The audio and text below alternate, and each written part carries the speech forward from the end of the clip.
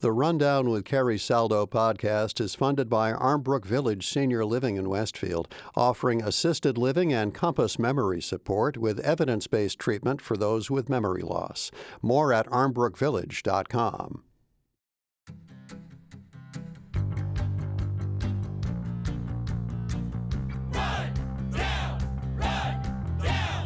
This is The Rundown, your weekly news and review from Western Mass. I'm Carrie Saldo. Good morning. It's Friday, May 9th, 2025. Roman Catholics are celebrating the election of a new pope, and all the rest of us can stream the movie Conclave to fill our heads with notions of drama and plot twists and all those things that are probably so far removed from the actual process that took place this week. But no need to use smoke signals to send us your thoughts. Now just hit us up on email, therundown@nepm.org. That's therundown@nepm.org. Here with thoughts of their own, this week's Rundowners, Kevin Moran, executive editor of the Berkshire Eagle, political consultant Tony Signoli, NEPM's own Jill Kaufman, and joining us by phone, Laura Colarusso, the editor of Commonwealth Beacon. Good morning to everyone. Good morning. Good morning. Good morning. Coming up later in the show, what the forthcoming closure of Simon's Rock College means for Great Barrington and what it says about the state of higher education. We'll discuss Trump administration funding cuts affecting the arts, plus about 2 years after Connecticut River flooding, how some farms have adapted and other efforts to increase preparedness to protect against future floods. But first, this is the headline that appeared in the Berkshire Eagle this week. Armed and masked ICE arrests pair. Video captures taunts in Great Barrington raid. This was reporting by the Berkshire Eagle's Heather Bello and also Nirvani Williams of NEPM. This happened on Tuesday. The arrests are the latest to rattle the Berkshires as federal authorities pursue President Trump's aggressive mission to deport or otherwise remove undocumented immigrants. A March crackdown resulted in the capture of at least 10 people in the Berkshires and 370 statewide. While the administration has said it would target undocumented people with criminal records, there have been numerous examples of agents detaining people who have never been charged with a crime. And not only in the Berkshires did we see these arrests, but we saw some arrests elsewhere across the state of Massachusetts this week. That was Heather Bello's take on the scene. There was a video of one of the arrests that both the Eagle and NEPM had in its stories. And the video for radio here, so bear with me, shows at least 4 heavily armed officials bringing a person down a fire escape through a parking lot. And we have audio from that video. I'm going to play one piece. The first is of a person shouting their support for ICE agents. I love America. America's great. I love that they're doing their job. Thank you, sir. And then we also have a second piece, which was onlookers yelling at ICE agents as they walked to their vehicles. Back up, man. Back up.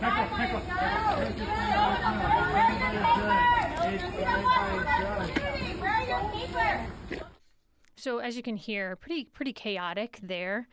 Kevin Moran, give us perspective and tell us how Heather came to know about this.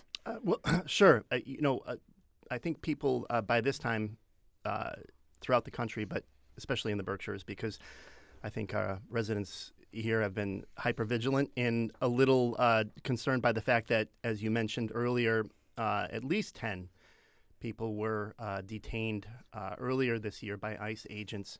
At least one of those was detained erroneously, a person who should not have been disappeared from the streets of Berkshire County. And you're right. So the arrest came in the parking lot of downtown Great Barrington.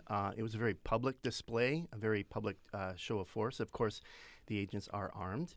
And, of course, they probably are, preparing for what could happen in such a situation. But yeah, this did catch a lot of attention of the people and the bystanders who were there, some of whom were cheering on the ICE agents for doing their jobs, and others who were sarcastic in their displeasure with the fact that ICE was in town and picking up 2 individuals at least, and there may have been more throughout the county the other day too. These are hard things to track down. They're not sending press releases, Right. the government, about who they're disappearing from our streets. Tony Signoli, as you were watching this video, reading these reports, what was coming to mind for you? For me, a lot of my clients across the United States that are terrified of this, and we probably owe you a royalty check at the Berkshire Eagle. We sent this to Los Angeles, New York, etc. But here for Western Mass, what ran through my mind, some of my clients, whether they be in retail, grocery, etc., we have a lot of folks who work in farmers' fields, and we're worried and we're afraid, even though we're sure that our folks are documented and okay. Even some of my manufacturing clients, even in Springfield, and this is a big fear. There's that fear factor. Even though we're sure a lot of these employees, family, company members, so to speak, are okay, we're worried and we're preparing. And I'm amazed at the amount of time, energy, and money we've spent preparing. But this article, this is the one that kind of got us all to say, ooh, this is real. This is here. Thank you, Kevin. Yeah. Laura Colarusso, for you on the phone, what were you thinking as you read through these reports? I think this is something we're seeing not just in Western Massachusetts, but across the state. And I sort of think about this story in many levels. It's a story on one level as it's a very human story as we watch people who are part of a community be swept up, people who have worked for decades and have made a life here. And then I think it's also an economic business story. I mean, as Tony was just saying, these people work in a lot of different industries across the state. And then I think also we've got to think about the budget implications for this. As you know, immigrants across the state account for something like on the order of more than $20 billion of our state budget, right? They pay in about $20 billion worth of taxes, and then generate another $50 billion in economic growth. So I look at this and I think about all of the different permutations of how this is affecting the different parts of our society. Kevin, this sparked a thought for you. Yeah, to the points that have just been made, one of the men arrested earlier this week reportedly worked at a Fiesta Bar and Grill, which is just across the parking lot there. It's a neighboring business to where he lived. And as he was being led away by ICE agents, he asked his neighbors that his boss be notified that he wouldn't be at work that day. You know, I'm echoing in my mind everything you're saying. I live in an area. I live in Hampshire County and near Franklin County, and there's a lot of farm.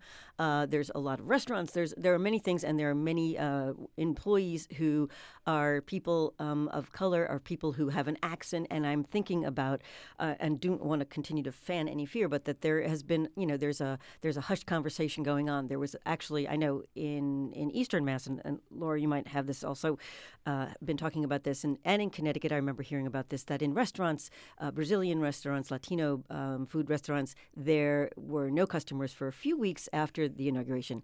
And now I think that there is a sense that I've been picking up is that it could happen here. It could happen in Boston or in Medford. It can happen in Great Barrington, in this sweet, interesting Berkshire County town. It is, happening. It's happening everywhere. And I do wonder what not only the financial implications are, but also just the sense of where we live and how people feel about where we live. Just before I move us on, I'm going to just leave us with two questions that I don't think we have answers for here today, but just things that have been in my mind. Kind of agree or disagree with these arrests that are going on. Those agents, they're tasked with a job. And as I was watching the witnesses, some of them were yelling support, but a couple were taunting those officers. And the question for me is sort of why these folks are tasked with the job. Why are we taunting them? But also why the need to be so heavily armed was another question that came to mind. So just things that I'm thinking through as I've watched these things unfold. We're going to stay with the impact of President Trump's policies here, but we're going to shift from immigration to the arts. Headline in the Berkshire Eagle, culture in the crosshairs. This was reported by Matt Martinez, quote, amid an onslaught of grant cancellations at the National Endowment for the Arts, Berkshire County art institutions are set to lose tens of thousands of dollars in federal funding. The Massachusetts Museum of Contemporary Art, Clark Art Institute, Jacob's Pillow Festival, and Tupelo Press were among the mass of arts organizations nationwide that received notice Friday night that previously approved grants would be canceled as their goals now, quote, fall outside new priorities set by the administration of President Donald Trump. Kevin, while there's arts and culture to be had across the 413, the Berkshires is just incredibly heavily populated with both visual and performing arts venues. So what are you hearing from those venues about this impact? Well, arts and culture are our specialties in the Berkshires. These are, to put this into perspective, you're talking $150,000 that's been pulled back from Mass MoCA. You're talking $30,000 that's been pulled back from the Clark Art. These are NEA grants, National Endowment for the Arts grants. Keep in mind that that's a familiar agency to a lot of patrons, a lot of non-patrons, especially here. PBS watchers and NPR listeners. Absolutely. The impact is such that this is not going to necessarily stop these particular exhibitions that were being funded, that are underway at Mass MoCA or the Clark. These things, they're going to continue forward at least and try to fill in some gaps as well. And by the way, these are just some of the agencies in the Berkshires that we've come to know have lost grant funding. Of course, there's a lot of trepidation for a lot of cultural institutions, all kinds of institutions that are losing money, that are afraid to confront or speak out about the fact that they are losing federal funding, which they've enjoyed for years, if not decades, that have supported the intellect and the creativity that is so integral to the American mind, and so the impact is real. And of course, people come to the Berkshires and the Pioneer Valley all over across Massachusetts in order to enjoy good art. I think the big thing that struck me as I was reading, whether it was Mass MoCA or Tupelo Press or the others that the Berkshires Eagle quoted, but then these stories are kind of popping up across the state as we learn more and more who has been affected by this. And I sensed this show not only must go on, but the show will go on attitude from all of these leaders, which I thought was incredibly commendable because what they're going through, I imagine, is incredibly challenging. Jill, you cover the arts. Yeah, what are your thoughts? And so I want to overlap the NEA, the NEH, national park grants. They're described by smaller organizations like the Porter Phelps House historical house in Hadley, or the Emily Dickinson homestead, as transformative grants that not kept them going day to day and kept the lights on, but allowed them to create certain displays and create certain environments for, exhibits. There it is, for visitors. So without those grants, I also hear that I hear this sort of bold, our donors will step up. We, in parentheses, we do hope. There's only so much good, philanthropy that can go around at some point. So I think it's going to play out as the Double Edge Theater wrote to me. I contacted them the other day that they closed out their direct federal grants earlier in the year, so they're not having anything pulled back. But they are looking ahead, and they are looking at catastrophic losses, Double Edge told me, in the coming months on programs that have been canceled. They were also speaking more broadly that there will be programs canceled. They won't all be covered, and that's across the Western Mass region. Tony, I read a statement from Representative Sean Gabali, the House Chair of Joint Committee on Tourism, Arts, and Cultural Development, and he pointed to the state funding for institutions like the Massachusetts Cultural Council, Mass Humanities, Mass Board of Library Commissioners. What do you think we're going to see from state lawmakers in the wake of this move? I think state lawmakers will step up. The Joe Comerfords of the world, others, Natalie Blaze, I could go on, not to mention all the names and whatnot, but they're concerned with this. They're on top of this. They're getting the drift that this is going to be a problem. And I guess I say this one with the political consultant hat on. I should recuse myself. We represent a lot of arts space entities, and many of them we represent pro bono because they can't afford us. And there's another aspect of this. And Kevin touched on this piece, that economic impact that comes from this. And I think of City Space in East Hampton. Unbelievable what they've done on their own. And Jill, I know you've covered it. You've been up there. You're familiar with it. But City Space, which, is an economic engine to East Hampton. People come to East Hampton to go to City Space for the events and the things that are happening there and whatnot.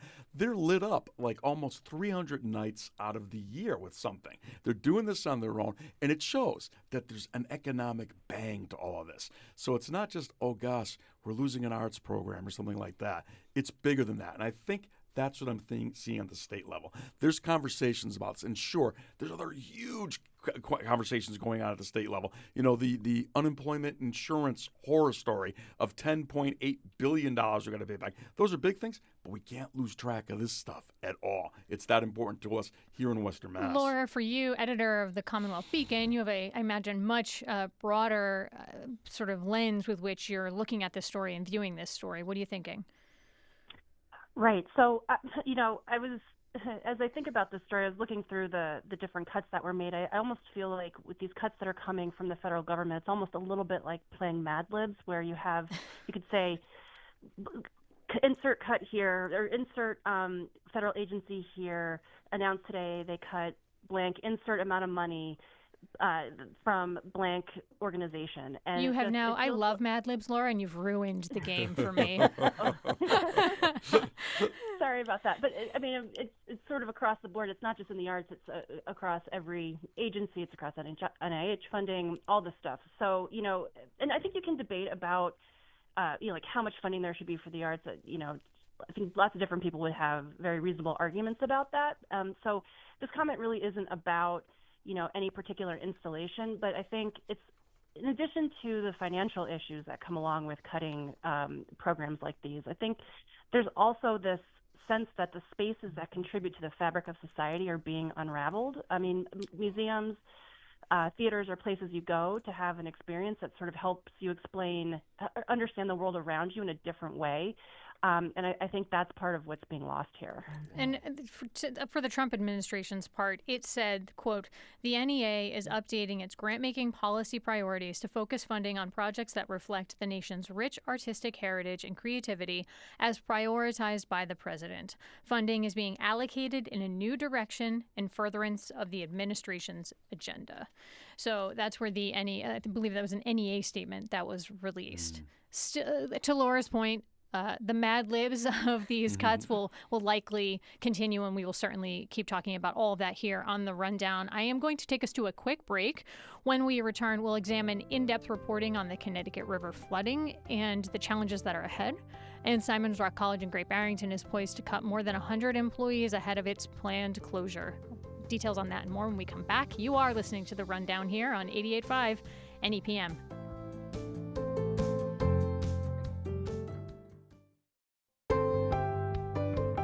Welcome back to The Rundown here on 88.5 NEPM. I'm Carrie Saldo, joined by two editors, Kevin Moran and Laura Colarusso, a reporter, Jill Kaufman, and a political consultant, Tony Signoli, here talking through the biggest stories of the week. Laura, I'm going to bring you in. There was reporting out of Commonwealth Beacon. It was an extensive, in-depth report that the Springfield Republican carried this Saturday for local folks who want to go and take a look at this after we discuss it. But it was reported by Marigo Farr on your team.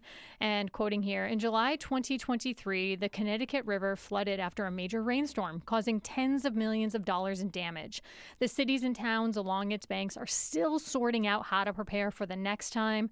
And the report goes on to say, over the past 6 decades, the Northeast has seen a 60% increase in precipitation during the top 1% heaviest rain days. By 2050, severe floods in the Connecticut River Valley in Massachusetts that were expected to happen once every 100 years will be 3 times more likely to occur. Laura, why did Commonwealth Beacon want to take a look at this story? Right. I think there are a couple of reasons I could point to. The first is when we start to think about climate change and how it's affecting the different parts of our state, I think it became readily apparent in talking to people both in Western Massachusetts, on the Cape, really just across the Commonwealth, that water doesn't really respect town boundaries. Flooding doesn't respect town boundaries. And so when you start to think about an issue like the Connecticut River flooding, there's a real question about how you create mitigation projects that don't stop at a town's borders. Because, a lot of the towns, especially in Western Massachusetts, are cash-strapped. It's hard to, deal with the immediate aftermath of the flooding, let alone plan for the next time. And so what we started to look at and what we started to hear from people was that for an issue like the Connecticut River flooding, it's really hard to take a comprehensive approach. So Marigo went out to Western Massachusetts and talked to a lot of people up and down the river and really started to put together this picture of just how difficult it is for smaller towns, some of which don't even really have planning departments, to take care of the infrastructure that is in the floodplain. And those floodplains are actually expanding because of how much more rain we're getting. So there's critical infrastructure like schools, emergency services, utilities are more and more, they're increasingly being finding themselves in these floodplains. So that was one thing. And then go ahead, Laura. Oh, I was going to say, to your point about not respecting boundaries, when we think about the Connecticut River, it's 410 miles wending through 4 states, right? New Hampshire, Vermont, Massachusetts, and its namesake, Connecticut. So I think the idea that this is an insular, or the idea of an insular approach, or this is a Massachusetts challenge or a Connecticut challenge, tends to be the way it may have been approached in the past, but no longer. This reporting helped me to recognize really does not make much sense at all. Jill, you reported on the flooding here on the ground back in 2023. What did you think about as you were reading through Marigo's reporting? I want to take, by the way, Laura, great, amazing stories. And there's another story, either in that issue or an April issue, that is about the FEMA grants that have disappeared. But let's go back to 2011 for just a second and to what became, I believe, Tropical Storm Sandy at that point. What was happening in Vermont on the Connecticut River impacted the Deerfield River as well. So we see that there are no boundaries, and there are also dams that are opened or closed. There's Corps of Engineer operations. So what alarms towns the most right now, and cities, is their aging infrastructure, from what I understand in our reporting, and the Trump administration just canceled these FEMA infrastructure-related grants to shore up for the climate ahead. I'm sorry, absolutely no pun intended, but to prepare what is aging, whether that is a generator in town hall or that is literally the banks, the banks of the Mystic River, that will impact Everett and Chelsea, as you wrote about in Commonwealth, or as you edited, Laura. In 2023, we saw in Hampshire County and in Franklin County, in part, possibly in Hampden County, an enormous loss of farm crop and income for farmers and food for the region.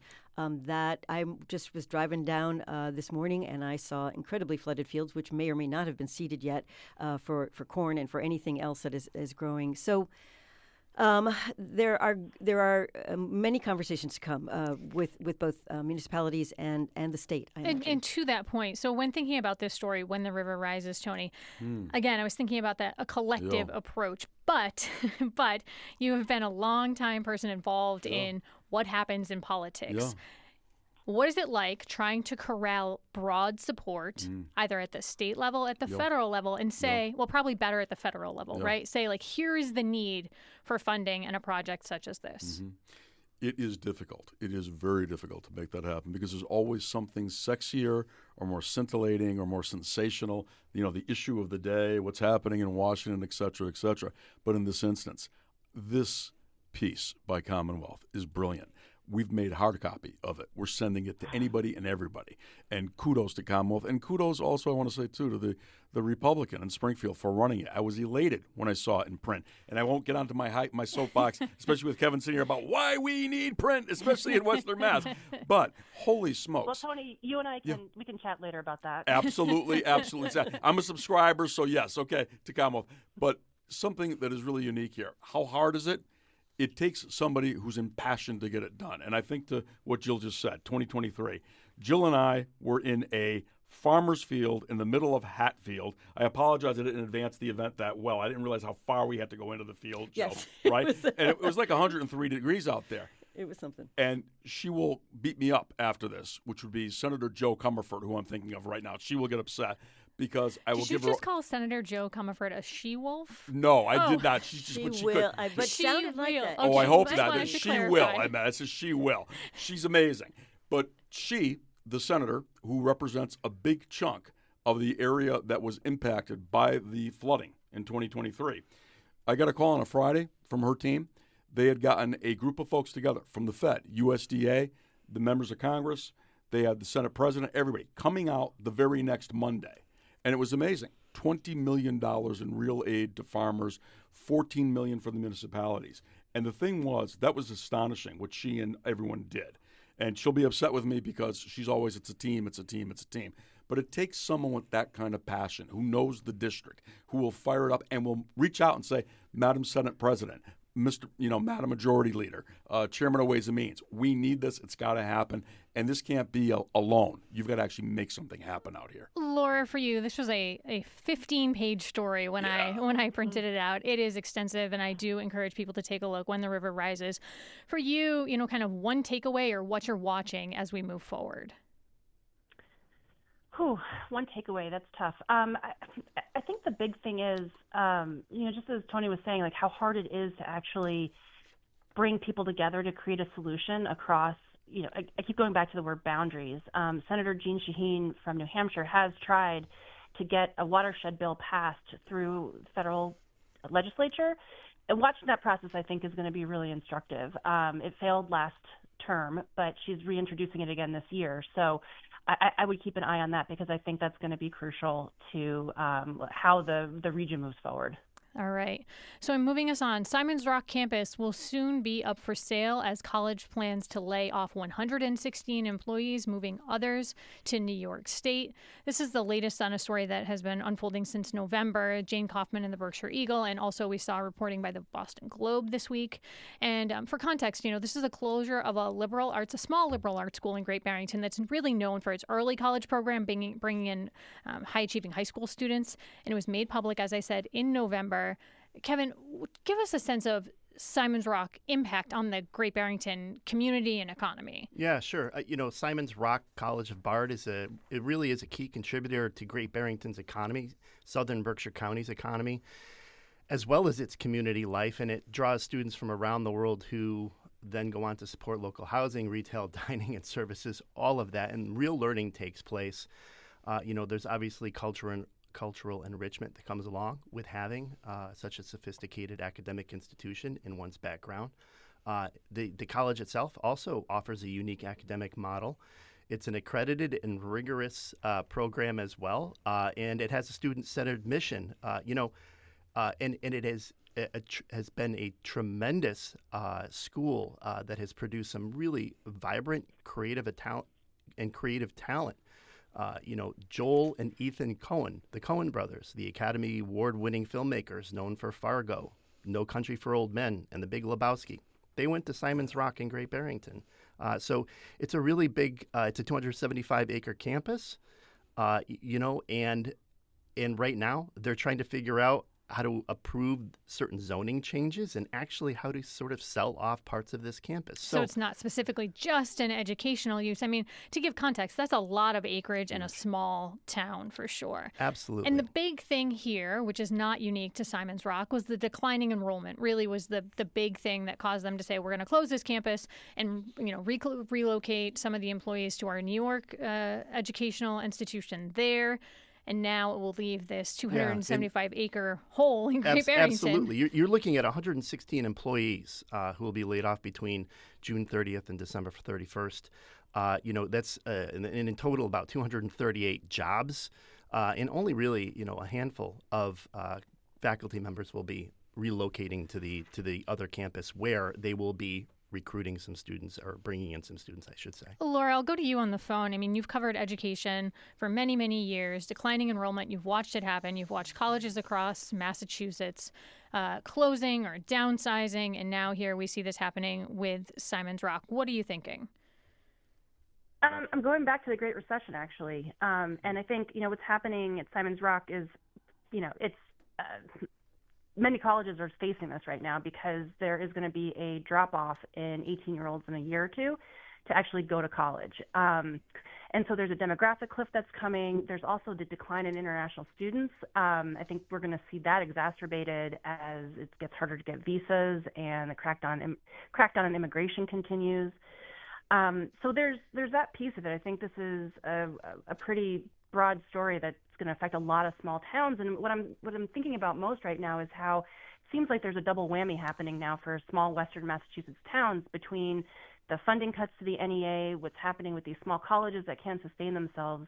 I mean, where is the economic engine going to come from if a lot of these things go away at the same time? And we are going to have to leave it on that thought. My thanks to today's panel, Tony Signoli, Jill Kaufman, Kevin Morand, and on the phone, Laura Colarusso. Happy Mother's Day to all the moms out there, and especially the best mom, my mom, Diane Saldo. Have a great weekend, everybody.